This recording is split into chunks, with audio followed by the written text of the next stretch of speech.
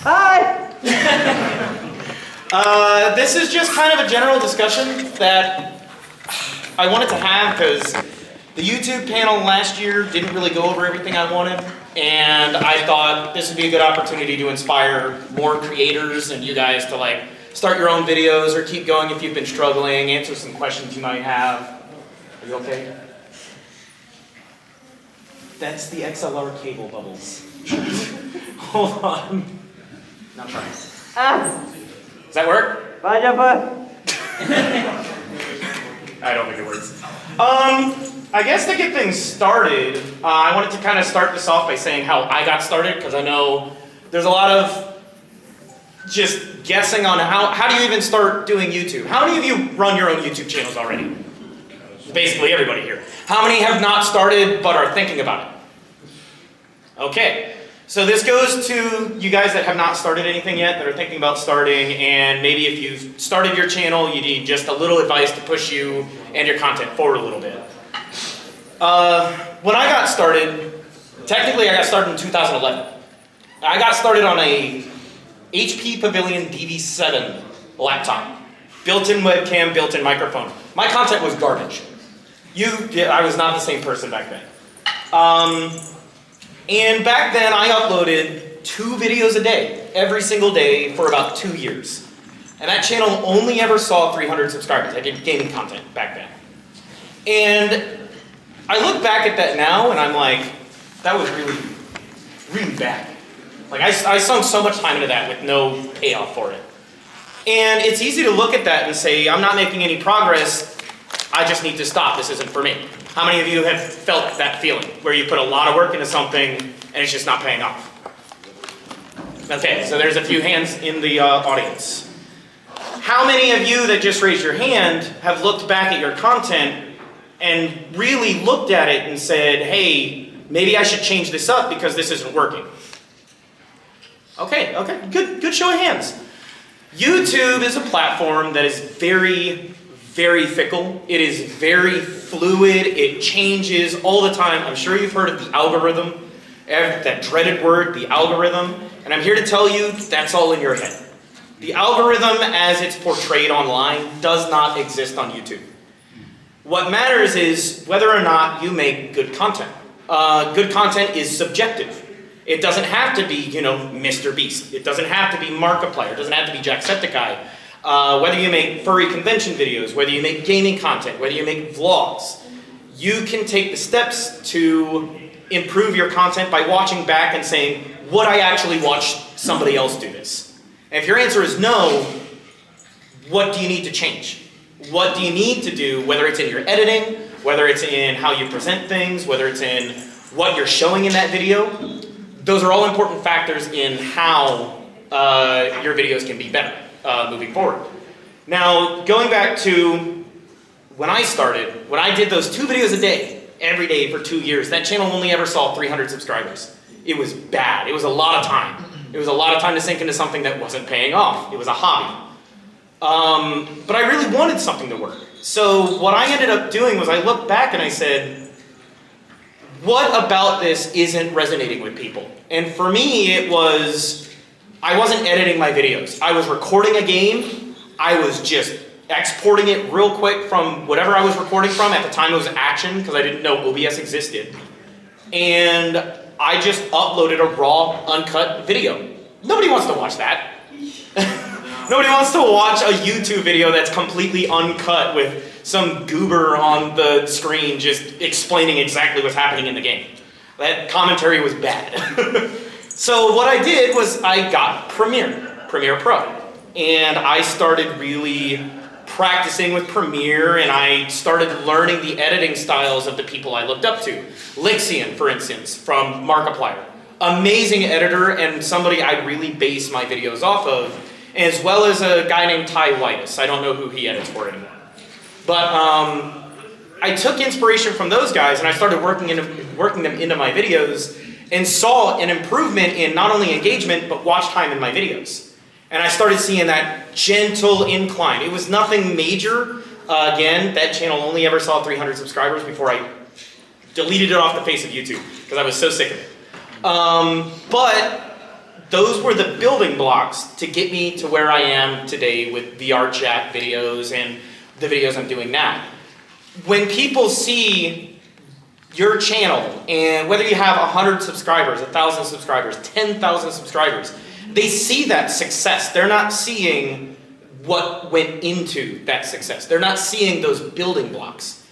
And while it might be hard to sort of see your improvements and see where you're actually succeeding in your editing, because again, it's really easy to compare yourself to somebody else. I compare myself to Bubblez a lot in saying I'm not as good as Bubblez. And I'm sure Bubblez has done the same. Like, I don't know if you have anything to add. No, you're just the best. See, and that could be a winning attitude too. But it's important to look back at yourself and your content and really think about what you need to do that would make you happy as a content creator. You don't want to make just anything, because making anything just means you're doing stuff that's not fun for you. Like going to a trend. Like sometimes that's just not fun because it's not your thing. But you feel like you have to chase that trend in order to be successful. That's sort of the case and sort of not the case. You can make it your own while having fun with it, and you don't have to give all of yourself to this. Again, when I first started, I didn't realize VR chat would make my Raeal the Protogen channel explode the way it did. Literally overnight, I uploaded a clip that was, what's your favorite toothpaste? It's fucking Windex, I don't care. Pardon my language. And that tweet at the time blew up, and so did my YouTube channel. And because of that prior 10 years of editing and learning the ropes, getting those building blocks, it prepared me to deal with that. Because suddenly, my channel was at 200 subscribers, overnight getting 2,000 subscribers, and then by the end of that week, 10,000 subscribers. It was very overwhelming. And it's scary. It's a scary position to be in, and I'll be the first to tell you, because I was not ready for that level of just popularity. I'll say it how it is. But where I was prepared was in that editing, in those building blocks. I stuck to a schedule, and I just uploaded what I was having fun with and what was at the time trendy, which was VR chat, because that was at the start of the pandemic, where everybody was home and everybody was getting a VR headset and trying VR chat for the first time. And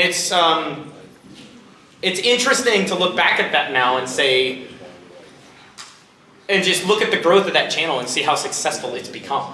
And why I'm here today is because I want to inspire you guys to do the same thing. Because honestly, if I can do it, any one of you in this room can. You all have the potential to do it, and I don't want to gatekeep anything. I want to inspire you guys to create things. Like, just randomly, what kind of videos do you guys watch? What kind of videos do you want to make? Just let's get anybody in the room to say anything. I watch video essays, but I make Roblox content. Video essays, but you make Roblox content? Yeah. So why not do video essays about some of the different Roblox games that have come out? Because I only stick to one game called Roblox Arson, because if I try something else, I'm going to have to really put time into it and just like, because once you stick with a certain type of content on Roblox for so long, that's what people are expecting from you. Once you switch to something else, they don't want to watch whatever. What's this game? Blade Ball? No one wants to watch you play Blade Ball. They just subscribe to you to watch Roblox Arsenal play. So you bring out... That's the hardest part about trying to switch up your content when something you know is dying out. It can't work anymore. You bring up a very good point that I think me and Bubblez have definitely felt, which is something called typecasting. Typecasting is when you feel like you can only make one type of content because that's all people watch. You feel like you're stuck. Like if I make VR chat videos and that's the only thing that gets views on my video, or on my channel, that's the only thing I'm gonna make because people aren't interested in anything else. I've tried gaming content on my main channel and I've seen just nothing happen out of it. It was pretty bad. But it's okay to go outside of those bounds and try new things and sort of test the waters with other things. Don't limit yourself to one thing just because people expect it. It's okay to go out there and experiment with other things that you think would be fun, like a video essay, for instance. I did my Raeal the Protogens video. At the time, I only did VR chat content. And that Raeal the Protogens video came out, and it is my single most viewed video on my channel at almost 500,000 views. And that is insane for YouTube. So something like what you were saying could definitely work in terms of video essays. I have not asked you if you have anything to add. Do you have anything you want to add? Well, I was going to go on with the, wait, first, can you guys hear me? Yeah. Yes. Yeah. Okay. Sort of. Louder? Louder. Good? I can't, I sound fine. Is that, yeah, is it working? No. No, the mics don't work. Okay. Okay. Don't scream if you can't hear me. So what I was thinking about is the gate, is the tie test? Typecasting? Typecasting, like if I was definitely on a boat where I thought VR content was the only thing I could do, because I did make some videos where it wasn't VR chat related, and they did do well, and go back to VR chat. But eventually, if you stick to it, I'm not gonna say the word you force it to work, but I definitely did learn that when you make a community, they are there for you. They're not always there for just solely that content. So it's really, if you're not happy, the viewers can tell that you're not happy, and it's no fun for anybody. It's no fun for you, it's no fun for them, and it becomes a numbers game. And everyone knows that snowball effect when you get to that. It could definitely be a cascade where it just ruins your motivation for things, I think. But it's interesting you bring that up, because it was something that I felt where I was trying to get my content changed, and it did that snowball effect where it started affecting my main videos, the stuff that people watched. And I went from an average of just say 60, 80,000 views a video to down to 20, 10, which is a lot still. That's still a lot of views on a video, but it just goes to show that if you try to force a change on the channel, it might not work out to your best benefit.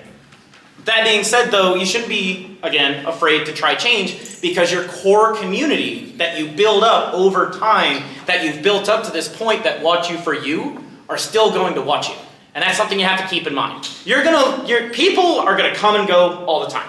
That's just a given with the internet. People, especially in the TikTok age, it's really hard to compete with just that content, that constant roll of content that people can do, where it's like 30 seconds to a minute of content. How do you get that same energy in an 8+ minute video, because you need to make, your ad reels. You need to make ad revenue on your videos if you're monetizing. It's those kinds of thoughts that go into it, not a lot of thought that people put into it. Now, I mentioned earlier about the, excuse me. Mentioned earlier about the algorithm, how it doesn't exist the way you might think it exists. How many of you are afraid? How many of you upload on a regular basis, first of all? How many of you have an upload schedule? Okay, there's a few of you. An upload schedule is the best thing you can have for your channel. It gets your community used to when and where you upload. It can be 1 day a week, it can be 3 days a week, it can be every day. Whatever it is, at the same time, on the same days, that is the most important thing you can have for your channel. But let's say you take a break. How many of you are afraid to take a break from YouTube? Because it's going to kick you out of the algorithm. Yes, it does. It does not. So, the thing is, the algorithm doesn't care if you stop uploading videos. YouTube does not care if you stop uploading videos. What it cares about is when you come back, is that video good? Or is your community engaging with that video?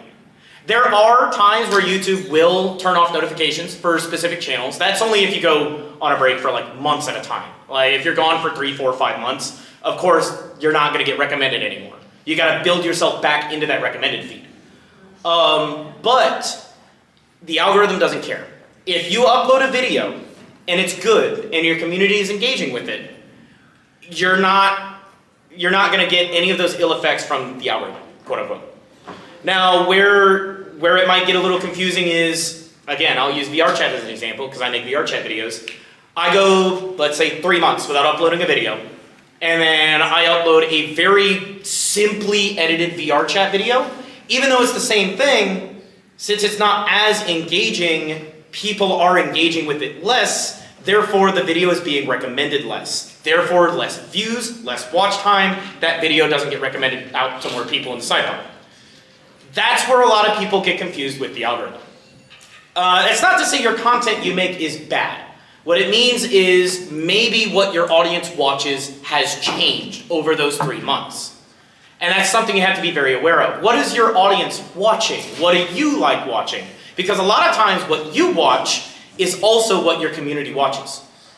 So that's something to keep in mind. So if you do Roblox content, if you do Minecraft content, if you do VR chat, if you are a VTuber and you're uploading, Twitch highlights as a VTuber avatar, a lot of times if you just change up your content to be a little more engaging and a little more, ADHD, for lack of a better term, a lot of times it can work out to your benefit. And you might have that one video that just explodes. Even after 3 months of being inactive, that video could be your best performing video. And I've seen that countless times on, 1, my own channel, 2, I've seen it on your channel, and I've seen it on so many other creators' channels where they try something new after months of being away, and it just blows up, and they do really well after that, and they finally have that footing and their foot in the door to really make their channel their own. Is there anything you want to add? No, you basically Talk about everything. You're going through everything. I was going to say things that went right over. This is all stuff I think about because what? Right there. Question? Yeah. By the way, hi, it's Victor. So I have a question when it comes to avatar changing. Okay. So OC changes and just going from a couple videos with a specific avatar and then you changing your own niche and your own color or whatever it is, and then going to another few videos with a different persona OC. Like, how do you? That is such a tough thing because me, for instance, I have built my brand. I have built Raeal around the Protogens. So my entire channel, if it doesn't have anything to do with Raeal or Protogens, I see a drastic decrease in things. I actually have experience in this. Oh? Yeah. So if you guys don't know me from the original Bubblez stuff, I was a purple Rex. If anyone remembers that from the original Megal videos. That everyone loved. Brightly colored purple Rexulium. That was the trending avatar. I'm sure everyone knows what Rexulium is.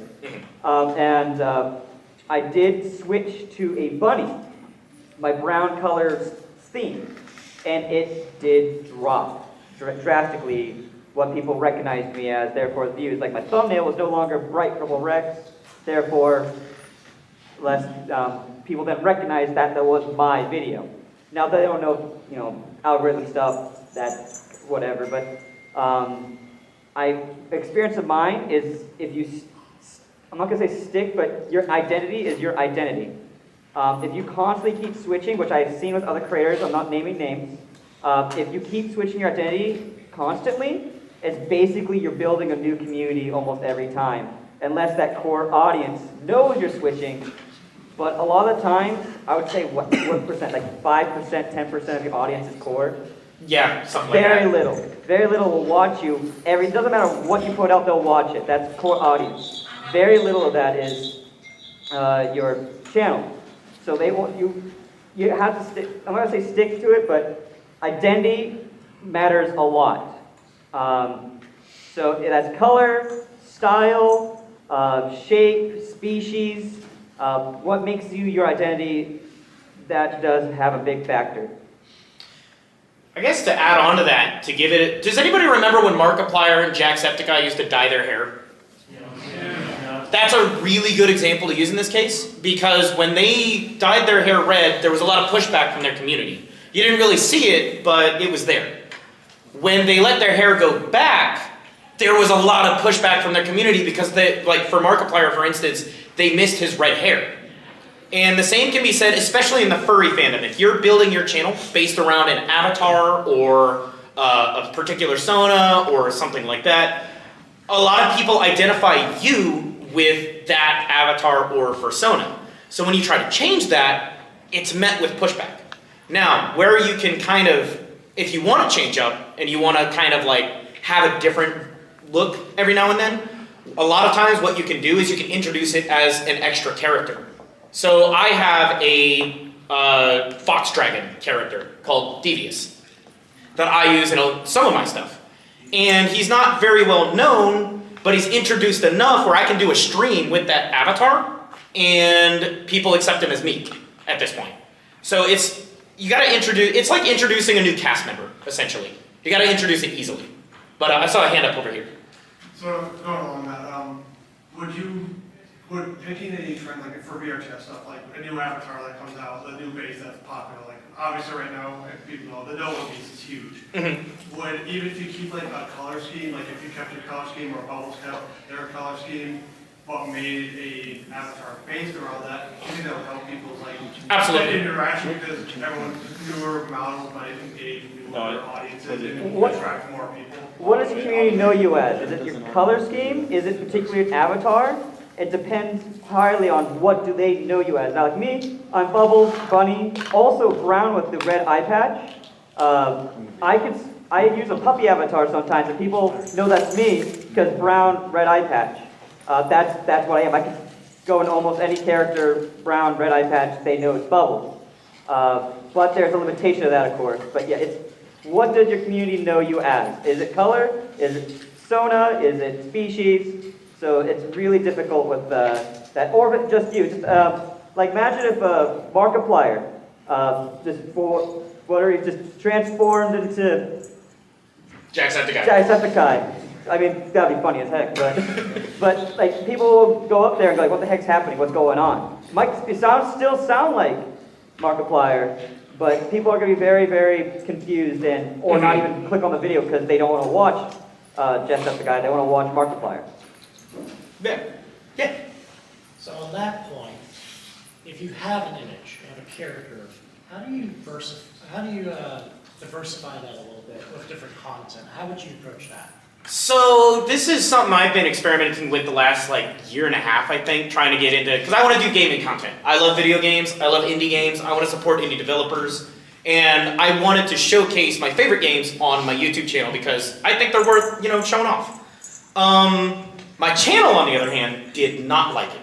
So I think I uploaded, there was a Layers of Fear series I wanted to do, which is a horror game. Originally it was an indie horror game, and then it got a complete remaster that added a ton of new stuff to it, and I wanted to showcase it because I thought it was cool. My videos at the time were probably averaging maybe 60,000, 50,000 views a video. That series saw less than 5,000 views per video, which is a drastic change. Those are the kind of videos that get you kicked out of the algorithm because you're not getting as much engagement. However, where I went wrong was I tried to force the change. I just did a 180 and snapped it. And instead of easing my audience into it, I just went straight forward. And I just basically ripped the Band-Aid off. What you can do if you want to experiment with new content, you can definitely ease your audience into it in a sense that if your main thing is VR chat videos, but you want to do horror gaming, let's say, you want to do indie games, look for games that you can play in VR chat and showcase. Because then that gets that seed planted of It's like gradient. yeah, it gets that seed planted of I want to do gaming content now. I want to do Let's Plays, and I want to showcase these worlds that I think are really cool. And then you can go from there, now do VR games. Not VR chat, but do VR games. Like Red Matter, or anything you find on the Oculus stores, or the Vive stores if you do VR content. That's also something you can do. Now, from there, you can start doing regular gaming content. You can start doing indie games from itch. You can do basically whatever you want at that point. And then a really good way to introduce your audience to something different is Twitch. Because if your YouTube is used to one thing, but you use your Twitch for all the extra stuff you do, all the gaming content you want to do, it gets your core audience, that core audience that Bubblez was talking about, it gets them used to the fact that you do other things outside of VR and VR chat. It's kind of like the transmission with the news. Yeah, exactly, yeah. So it helps get your audience used to that sort of feeling and that vibe, and it'll help your content overall at the end of it. So that's what I would do. Forcing a change is never good. But, I guess I don't really have anything else to add, so we can take questions if you want. Yeah, answer questions. I saw your hand back here up first. Yeah, I have trouble putting out long form videos really often. I do put up a YouTube short every day. Do you think that's helpful for a channel? Oh, absolutely. YouTube, so the important thing to know about YouTube Shorts and TikTok, for instance, those are the best advertising power you have for yourself and your channel. They are you'll have shorts that hit, you'll have shorts that miss, and a lot of times they'll miss more often than they'll hit. And that's completely okay, just don't stop uploading, basically. Upload what you think is fun and funny and like engaging. Eventually, you're going to attract those community members that you want that have that same sort of mentality, and you'll build a community based around that. So shorts and TikToks are a fantastic way to advertise your channel, and I actually recommend it too. If you're making content, utilize the tools you have available to you. Utilize TikTok, use shorts, use Instagram, use Twitter. Everything you have at your disposal is going to be your best friend. But yeah, essentially, go for it. I have noticed it's super spontaneous. Sometimes it'll be 5, sometimes it'll be 5,000 views. Yeah, oh yeah. No, I felt it too. I'll get a short that gets like what, 20,000. Next day I upload 500. Oh, okay. Way in the back. Thank you for bringing up about this. Well, is doing a variety of videos okay? Like, be a variety, even though you could still have a specific niche? That is a hard question to answer. Because 5 years ago, yes, you could have done variety content. Today, you pretty much have to be niche. You have to find a niche that you fit in, like some sort of niche you can fill. Especially today, like with me, it was VR chat. I filled a niche because there weren't any Protogen VR chat creators, other than like Chinyon. I think he did a lot of racing content. But if I can still do, I can still do varieties if I want to. No, absolutely. If that's what you want to be, there's nothing stopping you from doing that. Because I just can't help it that I love variety of things. I just want to. Of course, I need enough time for that. But yeah. Yeah, I mean, there's nothing wrong with doing a variety of content. There's absolutely nothing wrong. Just understand that, like, in today's day and age, it is harder for that content to get noticed, especially in the algorithm, because YouTube likes to push similar content. So if you have videos, if I uploaded, like, let's say I upload a Circle lore video, and I do a Lore of the Circles video, but my next video is the entire lore of the Flood and Halo. Those are two inherently really different things from two different universes. Right. They're going to perform wildly different, and they're probably not going to do very well. Because YouTube's not going to know where those fit on my channel. Right. So you have to understand that in today's day, 5 years ago, variety content on YouTube would have done very well. People like Markiplier and Jacksepticeye, they can do variety content.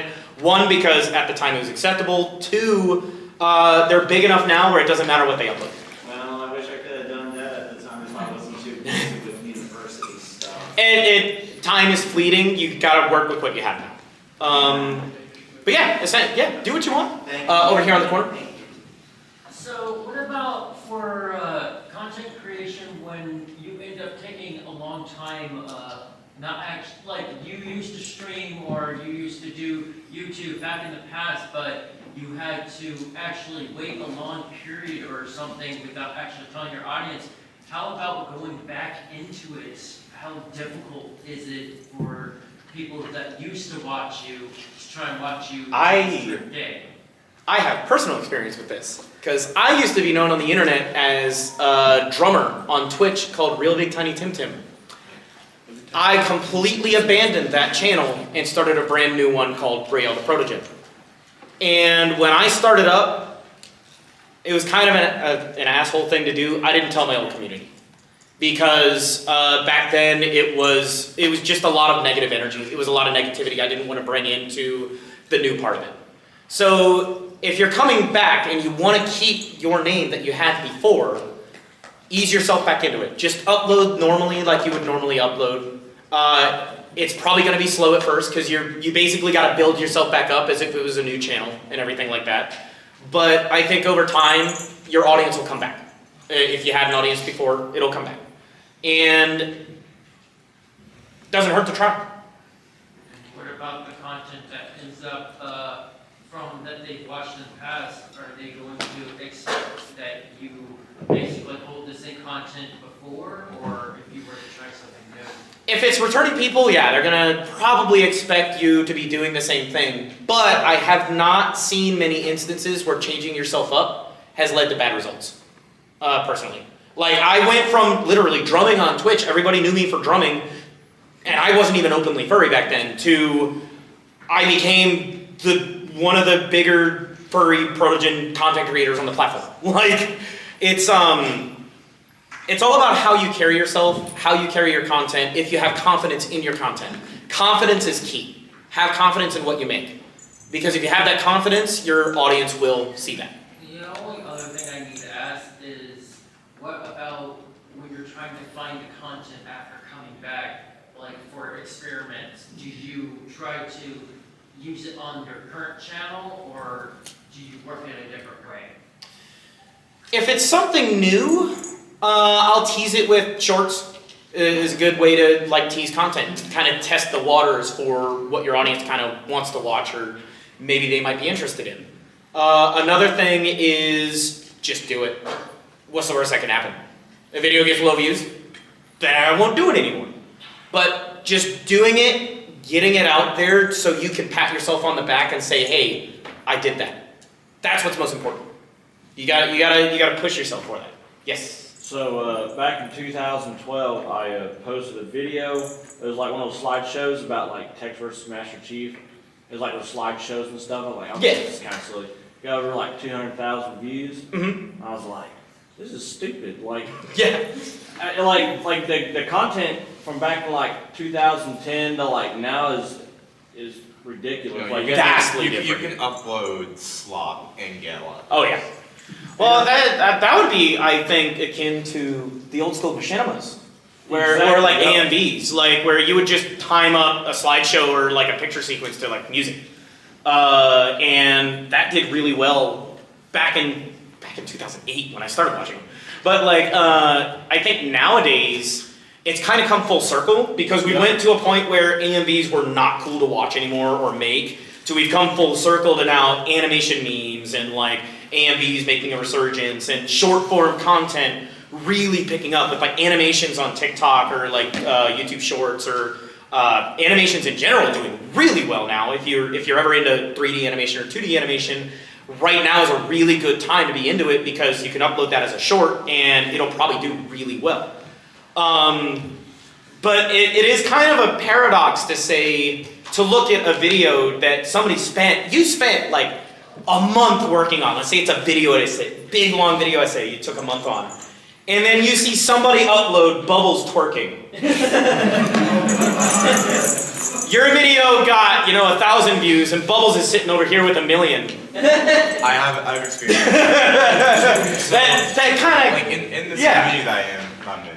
Don't Once let- something happens in that community, like say an update, you have to be the first to upload on it, or else like nobody's.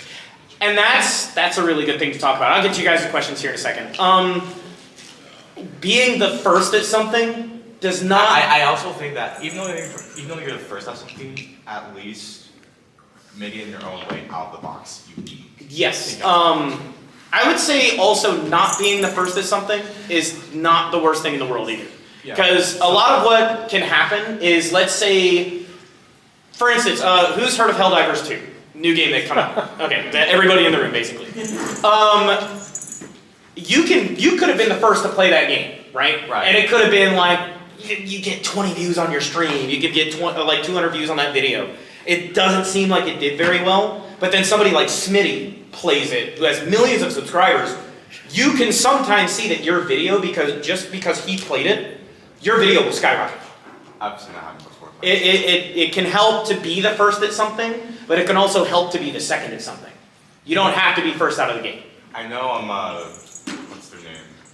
Ludwig said something about that too, where the creators not even like helping each other, even though they're not connected in any way, they both help each other grow. I'm sure that my videos have helped Bubblez in some way because I know his videos have helped me. Because our audience watches similar content. Don't get angry at me, thumper. Anyway. One thing. Also, speaking about Bubblez, growing a personality, I think, is a really important thing. Having a personality is really important. It's so important. Yes. If you stream and you're just deadpan like this and you're just talking, nobody's gonna watch your video. It's not interesting. Yeah, it's not interesting. Throw something like that YouTuber voice, like "Hello, everybody, I'm Raeal the Protogen." There's a reason every YouTuber has that voice because it's engaging. No, but don't try like copy other people. Do it in your own way. Yeah. Let's see, who else had questions here? Okay, in the front row here. Okay, so a lot of Twitch streamers, like especially Warzone streamers, will always say this. Is it true that streaming is harder than working a 9 to 5? Or Oh my God, you're talking about that? You're talking about Asman? Is it Asman that said that? No, it is not. It has its own challenges. I'm not going to say it's not hard, but I would much rather stream than work a retail job. I'm being dead honest with you guys. Did you say retail? No, just a regular 9 to 5 job. I would much rather stream. Ooh.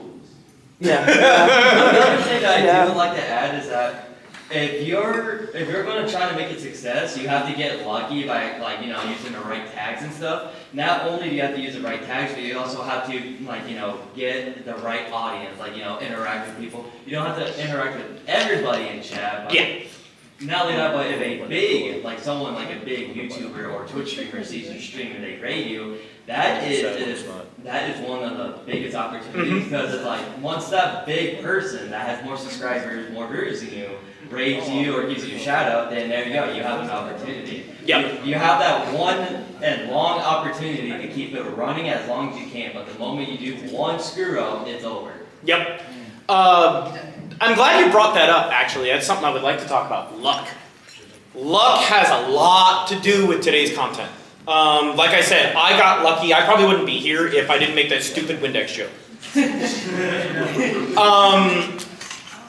But where that skill comes in, where that knowledge of working on yourself, making your content the best it can be, figuring out your editing style, figuring out how you want to make things and how you want things to turn out, that's where luck turns into talent. Because suddenly you're now prepared to deal with all that. You're now prepared for that blow up, I would say. Because luck is a huge factor today. I mean, how I started was, I wouldn't consider it luck, but if you guys don't know the story of how I started, when Omegle was getting big, I went on Omegle, no recording, I didn't know what really OBS worked. I just went in there, got it working, and there's been a lot of people on Omegle based on fun. Then one guy said, do you have a YouTube channel? I said, absolutely not. I'm not funny, I don't know what I'm doing, I'm just a person on the internet, and they said, you should do it. So I said, screw it, I'll do it. He sat there and watched me, because he could see my screen, because that's how genius I am on Omegle. So he watched me make my YouTube channel on the spot, named it mr.bubblez, which it wasn't originally, it was something else. It was like flame blue, I don't know, it was 13-year-old me. And he watched me make the channel, and he was my first subscriber. I wish I knew his name because YouTube does no longer show you, because it used to show you, your subscriber and the list of, the oldest, the newest. It doesn't do that anymore, so. But he sat there watching the channel. That was my first subscriber, and then I hit the record button since then. And I'm not going to say it was luck, because I have to thank him a lot for pushing me forward to do it. But I just made dumb videos. Then again, this was pre-COVID time, so it was the furry fandom was growing quite a bit in the VR space. So it's a lot. What he was saying, it's a lot with the trends at the times. If you see something happening, do it now. Because if you wait 2 months from now, it's too late. Exactly. Mm-hmm. Yeah, but don't sell yourself for a trend. That's never fun. I haven't gotten any questions from the left side over here. Does anybody have any? Over here on the far side? Yeah. So I kind of want to ask a question of cancel culture.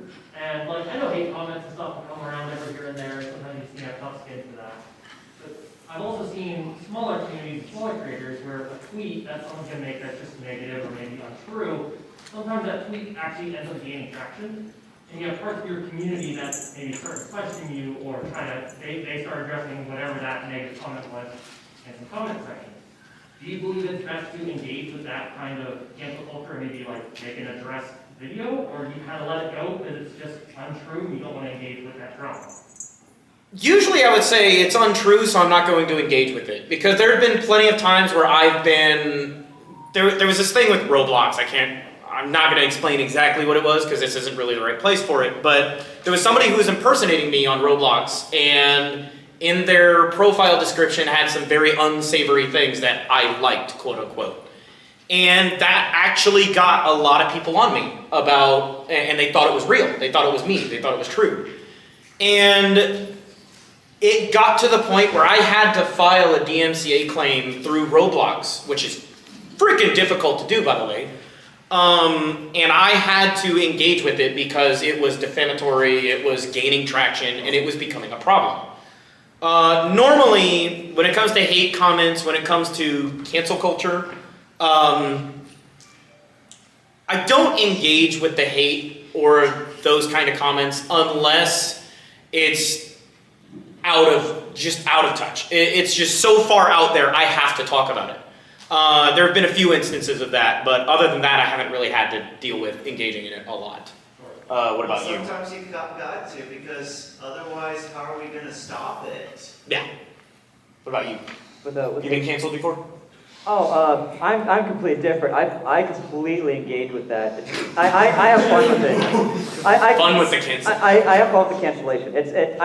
The way I am, it really depends. Like Penguin Zero, and when he starts getting canceled stuff, he just rolls with it and stuff. I do that. I get a lot of hate sometimes, and I go like, "You mad, bro," or something like that, or I don't know what I do at the time, and what ends up happening with my experience with me is that people start commenting under it, and I get a lot of people, quote unquote, furry haters that go like, "Oh, this is the only furry that I ever respect," because I'm sitting there, I'm roasting myself most of the time, but that I roll with them. I have fun. It's mainly because it's fun.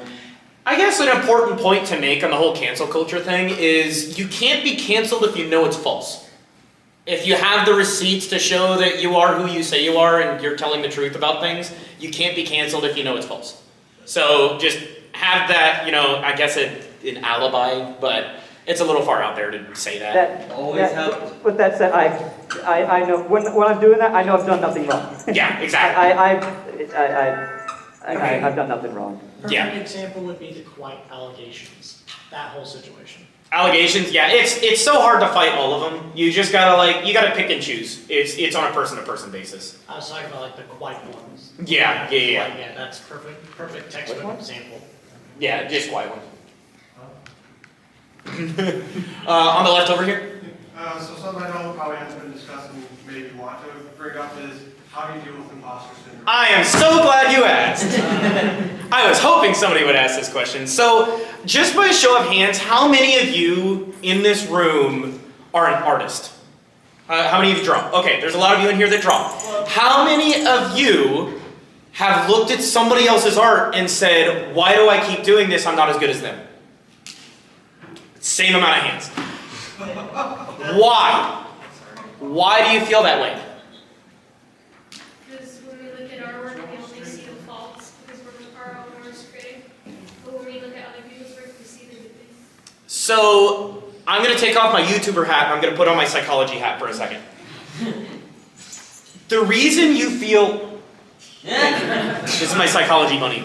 The reason you feel like you're an imposter when you compare yourself to others is because of what they just said, which was you see the good in their work, but you only see the bad in yours. You don't see the good stuff.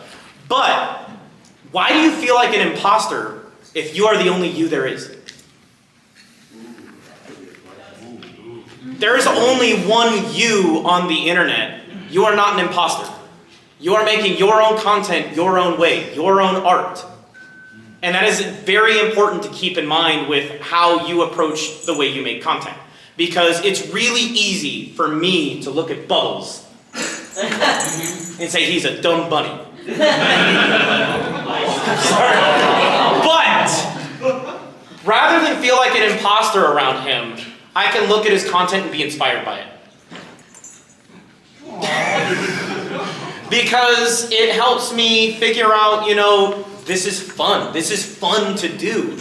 I may make similar content to Bubblez, but at the end of the day, we are two completely different people. I'm not him, he's not me. So why do I feel like an imposter if I were to compare myself? Instead of feeling like an imposter, I'll be inspired by what he does so that I can make my own work better.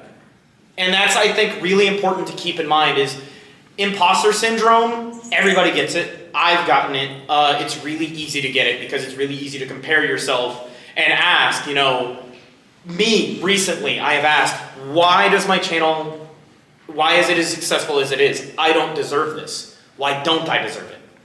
I put all that work in. I've done the decade of practice in editing. I've done all the behind the scenes nobody else sees that work. And it's really easy to get in your own head about it. But keep in mind that you are the only you there is and nobody else will be you. And you shouldn't feel like an imposter because you are the only you.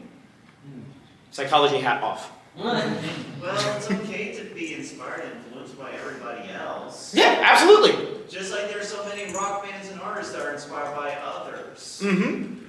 Right back here.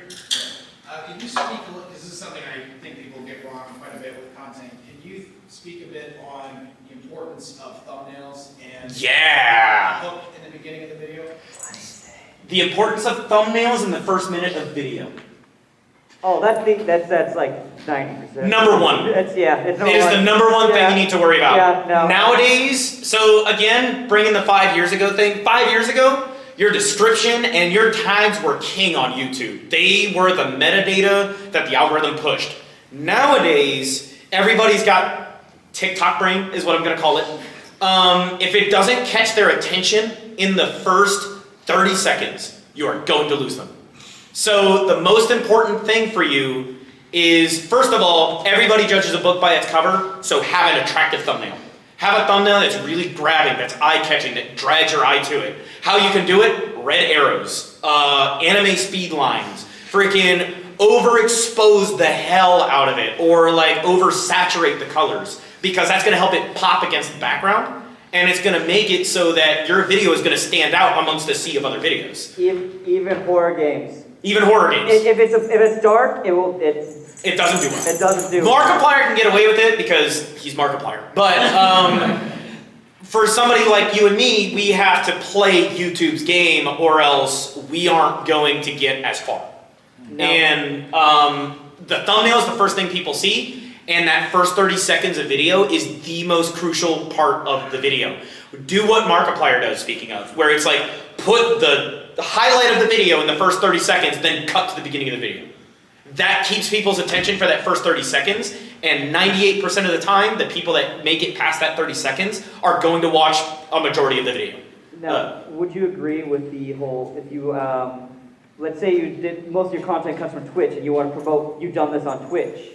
You don't want to, you don't want to say that within the first minute. Do not advertise yourself, merch, go visit my website, XYZ. Do none of that in the first 30 seconds to a minute of the video. You'll see a lot of professional or high, multi-million subscribed channels. They'll do the merchandise after the 1 minute mark, or they'll do it all after. It's the most, 1 minute is the most important part right next to the thumbnail, which I think is even more important. Actually, a lot of YouTube's systems, like it's when it reviews a video for like language and everything like that to age gate it, only scrubs the first minute. So if you make it past that first minute with no dings, you're golden. Swear all you want. That's what I do. I saw, who else had a question over here? Okay, we got a few new ones. Back left over here, sorry. I make music, but I put it on YouTube. Do you have any specific advice that you would give me As a musician? Do you do music videos or do you just do uploads of the songs? I do uploads of the songs. Any kind of lyric videos, or is it just the album background? I make electronic music, so it doesn't usually happen. Okay.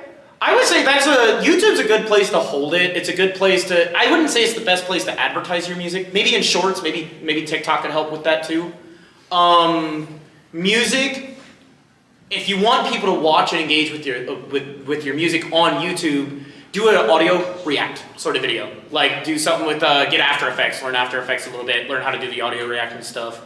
Or make music videos. And then, like, I'm gonna say it again, TikTok, best advertising power on the internet, especially for music. Because, especially with the UMG stuff now, being banned from TikTok, your music will go far. I highly recommend it. And just upload like a minute of the clip, maybe 30 seconds, of the best part of the song. And you'll see a huge increase in volume. Who else do we have here? Right in front of them. Yeah, right there. So, how, for people who already have an audience and community, kind of like with Smitty, how he has multiple channels, how would the person know when to start another channel? I've been messing around with this. It's hard. It's hard because, like I said, I like doing gaming content, but gaming content doesn't do well, so I have an extra channel that I upload all my gaming content to that not a lot of people know about, but that's by design because I want that channel to grow naturally. That being said, if you're a Twitch streamer and YouTuber, say you focus on YouTube videos and doing Twitch streams at the same time, there is nothing wrong with having a VOD channel for your streams to just upload the raw, uncut VODs. There's also nothing wrong with having a dedicated clips channel, which is just short, 30-second to, I limit myself to 6 minutes on that channel per video upload. And again, it's just all feeds back into what you mainly do, is what I personally do. Now, that doesn't work for everybody. A lot of people can get away with uploading everything to the same channel. It's how you handle it, how your content's made. If you'd want to do clips and main videos, you can do that on the main channel and that'll be just fine. Where it goes into I need a secondary channel portion situation is, let's say Lethal Company. Let's say you really like playing Lethal Company on stream, you got a lot of clips, you want to do a lot of gameplay footage of that, but your main channel is sick of it. You're starting to hemorrhage views because your main channel is like, we've seen this 4 times already, there's nothing new, we want to move on. You're going to make your audience tired of the same content over and over and over. So where that second channel comes in is uploading those Lethal Company videos that you can't upload to the main channel anymore. It's sort of like a overflow, I would say, for extra content that you want to make, but you might be past its time, might be past its prime. That's what my secondary channel is for, is all that kind of stuff. Do you have anything to add? I mean, I'm just not letting you talk. No. No, usually I'm about to say something and then it's like way past or like... I'm sorry. Way in the back. So for video editing and like knowing how to use the effects, where do you learn to do that? I straight up learned off YouTube. You didn't hear. For video editing and effects and everything, where do you learn to do all that kind of stuff? Oh yeah, no. YouTube is your best. YouTube's your best friend. Well, do you mind if I ask you what you use? What program? DaVinci Resolve.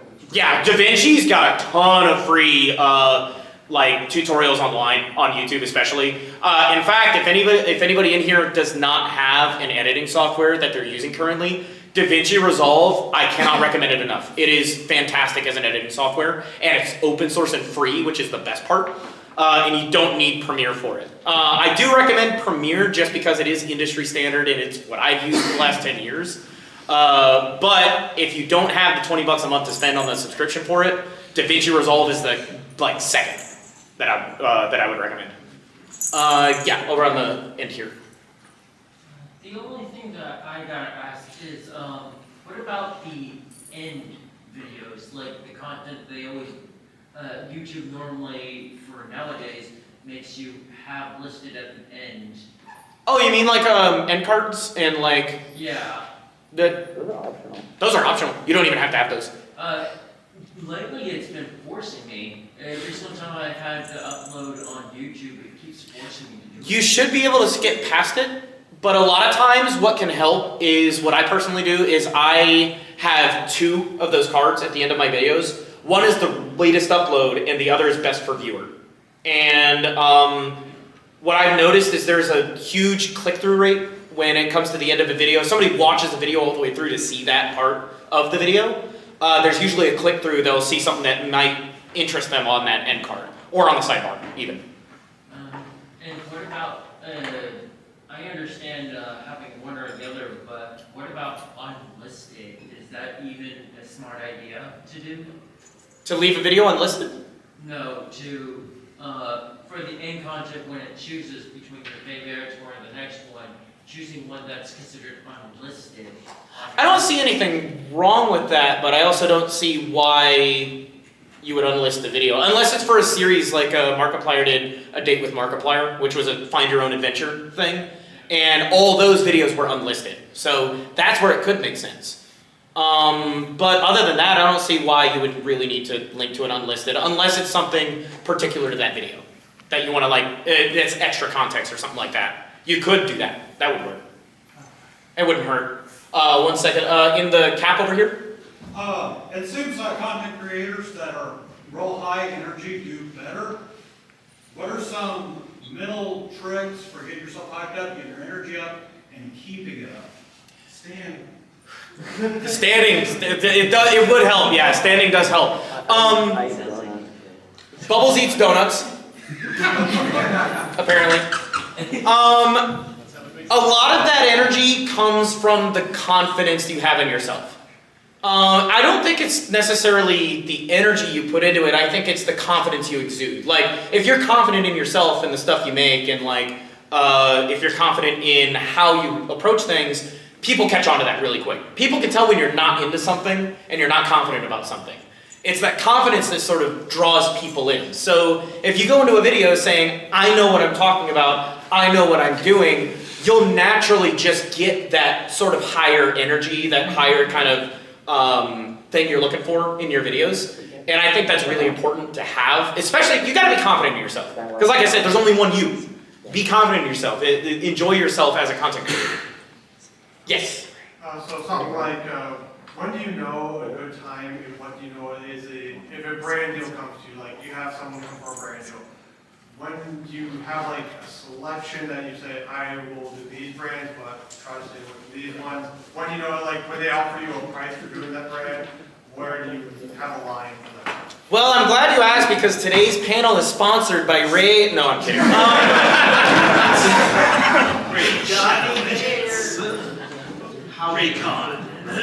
Raid Shadow Legends. Bubblez just told me his fursuit is sponsored by Raid Shadow Legends, so. I'm not kidding. So it really comes down to, I only take sponsors that I 100% believe in. So I've been sponsored to do indie titles, like back in the infancy of the channel I did a game called Dragon Ride VR. And that was a game, the developers for that game came to me personally and asked if I would do that. And since they were an indie company, they didn't have a lot of money. They didn't have a lot of, push in the industry because they were new, nobody knew them, they had one other game out by this point, and they just needed more eyes on their game. I decided to check it out, and I really liked what they had. So that's when I took the brand deal, and I actually took it at a loss because I really believed in what they did. So what I will do is if I don't 100% enjoy something, I won't take it. So you'll never see me take a Raid Shadow Legends sponsor because I just don't like the game. If you want to get that bag, get that bag. I'm not going to judge. But also, there's a line because you shouldn't also be a sellout. Because there are very obvious avenues that you can go through where if you're taking every brand deal, you're a sellout. Just through and through. It's just for the money at that point. That being said, that's not to say you won't have a lot of good opportunities. And I encourage you guys, if you get good opportunities to really go after that sort of monetization, go for it. 100%. If you believe in it, if you think it's right, if it's going to pay you well, go for it. Don't be afraid of it. Yeah, on the end here. Right in the middle. In the middle, sorry. You got me confused for a second. I'm confused all the time. Is there like a community that you know or a part of where YouTubers can like ask each other questions or find collaborators, or like if somebody's good at making thumbnails, they can talk about that there, or like I'm play testing a game and I want blind people who've never seen it before to play it, and one of my friends who does streaming played it on the stream was really popular. So is there a place where people can chat about stuff like that, or a meetup, like a Discord server? Yes and no. Reddit. There's always Reddit. Reddit is a good place for that kind of thing. But over the years, that's something you kind of build up on your own. Personally, I have 2 different Discord servers that I'm in right now. One is a group server that I have with the people I want to collaborate with.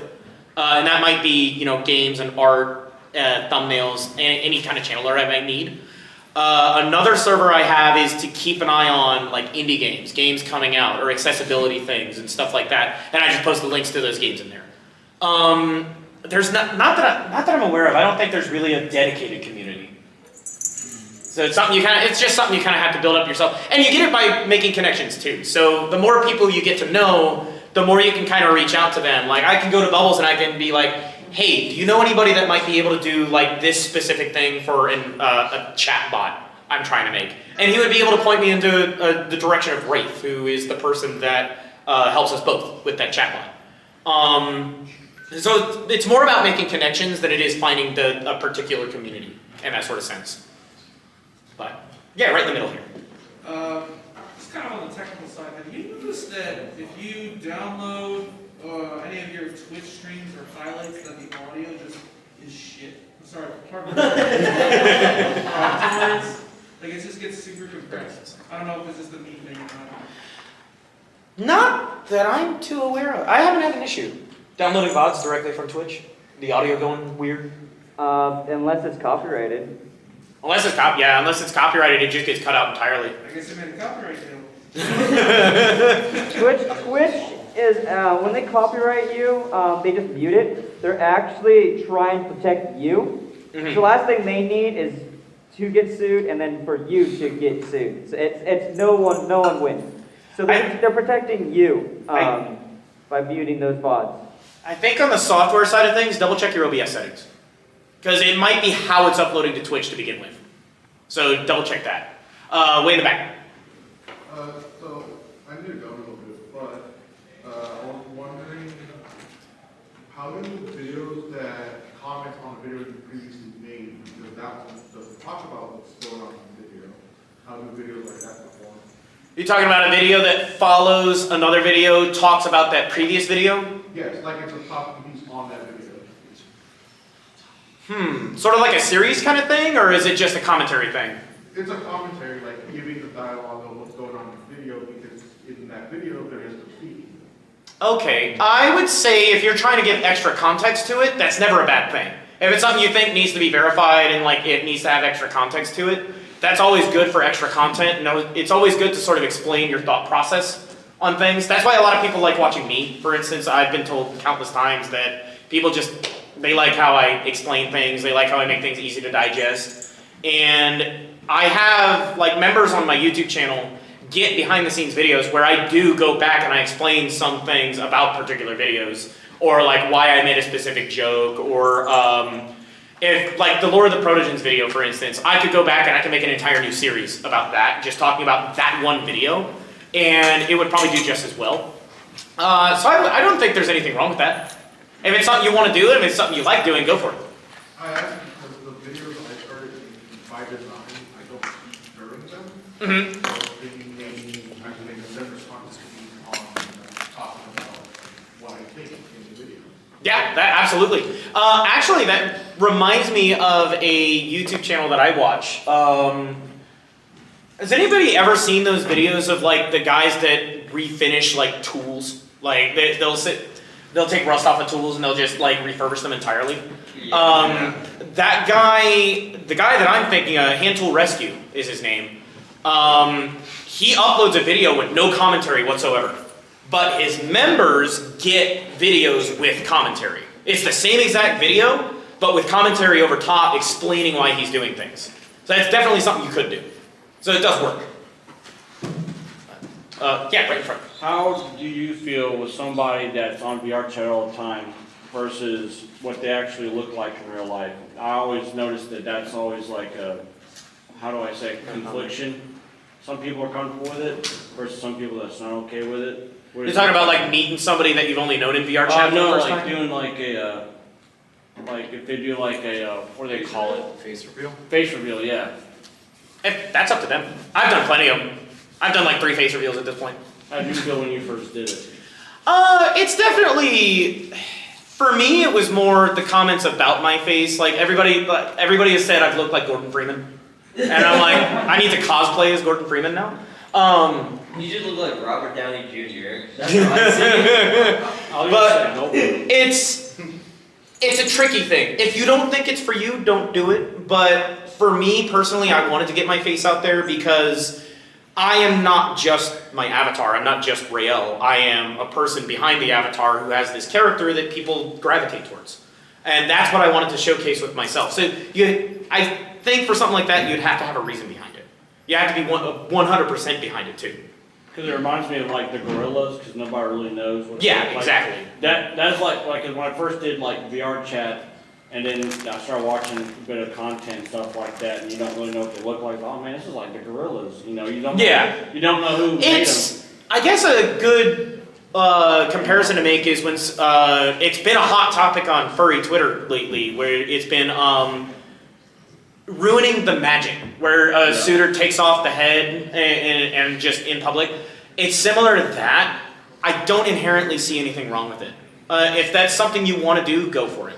I don't think I'm ruining the magic. If anything, I'm making my content more accessible because people can see I'm just a normal person behind the avatar, behind the suit, and I just make videos. Yes. Oh, I'm sorry. Yeah. So what are some like ideas for before you hit that record button each time you record for a video? Do you have like a time frame of like I give myself like if you give yourself an hour to kind of get yourself in that YouTube mentality, because there's that YouTube mentality of making a video versus like your just day-to-day routine. Is there any like routine you have before you start recording? I don't have one. I know some YouTubers do. Chris Quits Reality is one that I can think of off the top of my head because he's a crackhead at VR. He just like will do front flips, back flips, and ride his Harley in the living room. Like he's insane. But for me, I don't like feeling like something's scripted per se. I like going in and getting genuine reactions out of people or like talking and engaging with people. So I go in with the mindset of I'm going in to hang out with my friends. Whatever happens, happens. I'll be recording it, and then I ask, hey, are you cool with being in a video? Because I recorded this session, and like, I always get consent beforehand too, because that's like the polite thing to do. Do you have any sort of like pre-stream or pre-video thing you do? I eat donuts. You eat donuts? How many donuts do you... The local Dunkin' Donuts must love you. I live about a 2-minute walk. There's some exercise in there. I moved like 6 months ago, and I didn't know there was one there, and there's one there, and I'm happy.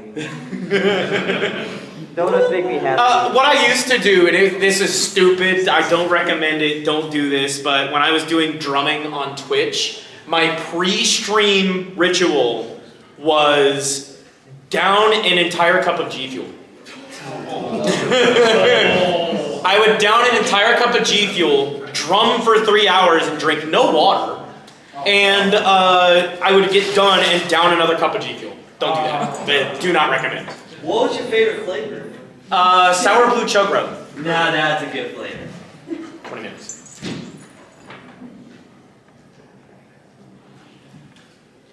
Okay. We'll do about 5 more minutes of questions, and then if you guys want to come up and kind of say hi or mingle, we'll go ahead and do that. In the back, Ruckus. When it comes to finances, how do you dictate what gets funneled back into your channel and what gets funneled into... Don't ask me that question because 98% of what I make goes right back. I can't answer that question before we use it. So, I budget things out in a way of what do I need, what do I want, and what would be cool. That sort of thing. Those are my 3 tiers. What do I need right now? I need channel art. I need thumbnails for my videos. I need dedicated channel artists to help me with promo materials and everything like that. I need an editor at this point because I cannot keep up with the editing myself. What do I want? I want an iPhone to be able to track my face better with my VTuber avatar. I want a better streaming setup, so I want a 4090. I want this technological stuff. Versus what is cool? I want a Deadpool figurine where he's riding a freaking unicorn on a rainbow. That would be cool. And that's sort of how I break it up. I break it up by what's most important. Like right now, I'm just saving up for a truck because I need a vehicle. And it's about setting your priorities straight so you're not setting yourself into the red. How do you delegate? Do you just spend money? Oh, Donuts. Donuts! I just got a dog. Yeah, so a lot of yours is going for the dog. Doggy. Yeah. I got doggy now. Right here in the balaclava. Similar to spending money, how do you spend time? How much time do you allocate to a video before you just say, okay, it needs to be done? That is another question you should not ask me because I will spend the last VR chat video I worked on that was only, I think, 11 minutes. I spent 38 hours on. Tell us about the bathroom. Oh! Tell us about that one. Have you guys ever, if you watch my channel, did you see the Backrooms Manhunt video? Yes. You guys remember that one? Yeah. That video in particular had 8 different points of view from everybody involved with the manhunt. I edited that video myself with those 8 different POVs. That video took me 180 hours. That's why I don't do those manhunt videos anymore. I've been begging them. Yeah, I'll get one when I get an editor. When I get an For editor. the team. But who else had a question? We'll get 2 more questions, and then we'll go ahead to a meet and greet sort of thing. So who else is that in the way back? Yeah. So as somebody who uses a base avatar for YouTubing, how would you say? Of course, like it comes with gaining traction with your channel. What would you say is the best way to sort of like separate yourself from other people using those bases? Because obviously, like I was saying, Color is the immediate thing. Yeah. So that's by far the easiest is textures on your avatar. Right. Past that, learn a little bit of Blender. Learn how to add things onto it to make it a little unique. I recently just had this question myself for my own content, and what I did is I went the extreme opposite direction, and I went from 3D VTubing as an NKD Protogen, which everybody and their brother has, to a 2D VTuber that nobody has. Right. So I am completely 100% my own thing now. Yeah. That is an extreme because that costs a lot of money to do. 2D VTubing is expensive as hell. VTubing in general can be expensive as hell, but you can get away with doing little things to make yourself just that much more unique. And for gaining traction, again, upload clips and stuff to TikTok. That is like your best thing. That's the best thing you can do. Yeah, because I went from Twitch to YouTube as well, and I'm just like, because it is a lot, because the current person I'm working on for a custom 3D for my snake is, I think, 600 to 700, and that's like pretty low. But I was just wondering if there was any like minor stuff that you could do, because obviously like, there's a lot of protogens, how do you like set yourself apart? So. For me, with Raeal, it was learning to do my textures myself and then adding the horns. That was the biggest thing for me, and the chest diamond. That's made me unique enough to stand out. And I saw we had one more question in the corner back there. Yeah. So the question was around like collabing. Okay. When you collab with somebody that's like, I guess a higher like view count than you, how do you go about it? Like, do you don't want to take attention from their audience, but you might not be as big as them. So like your channel may not have a lighter chat going than theirs, but you hear them talking about it, you kind of want to group them. How do you? I think this. How do you deal with collabing with people like that might be the same size or bigger than you? Same size as baby. I mean, I can demonstrate with Corgi Cam. Me and him do a lot together. Or if you guys know Corgi Cam or Sahama, Super Sahama, we just vibe really well with each other. A lot of it has to do with knowing what you're doing. It's the most common word we use is stream etiquette. Like let's say something like I get gifted subs in my channel. I will mute so that they cannot hear me. So like, mute VR chat, but the stream can still hear me. I'll thank them, do my stuff on stream because it's rude for me to say thank you for, thank you for all this, that, while they're streaming and then they hear me. And he does the vice versa. That's very basic stream etiquette kind of style, as well as it's just friendships. Go in there with knowing what you guys are doing, what you guys' limits. A lot of collabing, I understand might be, you don't know each other, but I only collab personally with people I know well or know we can bounce off with. And we just know each other well enough to know if something happens, it's an accident, and if it's not an accident, well, let's see if I can bounce off what he just did. A good rule of thumb too is when you're collabing with somebody bigger than you, if they agreed to it, it means they see something in you and your content they want to collaborate with you. So that's another thing, important thing to keep in mind. Like, I will be doing a video here soon with Chris Quits Reality. We have a confirmed like collaboration date in mind for VR chat. And Chris Quits Reality has over 1 million subscribers on his YouTube channel. I have 100,000. That is a 10 times increase. I don't know why he wants to do anything with me, but I know that he's seen my stuff, he likes what I do, and he wants to involve me in what he does. So that's enough for me to be like, cool, let's do this. And it's important to realize that you probably sparked their interest, so you shouldn't feel self-conscious or feel like you're leeching off of them, if that's a feeling that comes across, because you were invited. And if you invited them and they say, yeah, then that's just as good. Don't feel self-conscious about it. Where it comes into play of being, and again, this is all play by ear sort of thing, and case by case situation, where it might feel like somebody is taking advantage of you, for instance, and your audience, and wants to leech off of you, that's a lot harder to determine, because you don't know until it's happened, in most cases. The important thing is, if you're having fun, if you know the person well, and if you're just enjoying what you do. Those are the 3 most important things to keep in mind. But I think that's all the questions we have time for. So if you guys want to come say hi, if you want to mingle, you're more than welcome. We got about 13 minutes if you want us to sign anything or anything like that. It's good to see you guys. Thank you for being here, by the way. I did not expect this many people.